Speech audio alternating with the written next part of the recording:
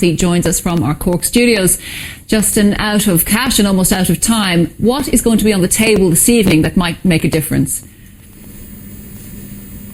It's very interesting. I suppose there's been a lot of talk about VAT, about pensions and so on, but it seems at this stage that a lot of those items are going to be left off the table, and it's going to be a lot more about items such as ensuring that these payments can be made over a longer period or something like that. It's hard to tell because, as you said earlier in the broadcast, unfortunately an incomplete draft was passed to the finance ministers. So I think that adds to the confusion at the moment, exactly what is going to be offered this evening. Now, is that one of the major sticking points for the European ministers, do you think, or is there something else that they're making it very, very hesitant for them? I think at this stage it's getting very late in the day. This is the kind of thing that probably should have been handled differently. We probably should have seen some kind of deal done much sooner.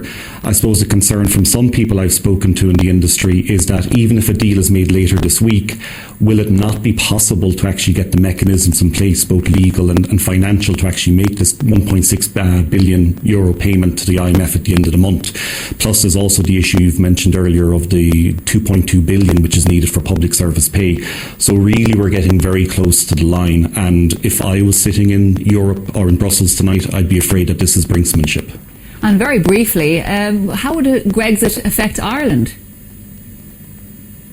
It's a very good question. I suppose if we think today the IMF made a report about that's the International Monetary Fund, made a report about Ireland's ongoing recovery. But when they mentioned potential risks to the Irish economy, they actually did mention the Greek exit. So while we have had some statements from the Irish government say it wouldn't affect us much, the worry would be that any kind of major shocks to the European system would go on and affect us, and then affect how we interact with the global economy. Justin McCarthy for us in Cork, thank you.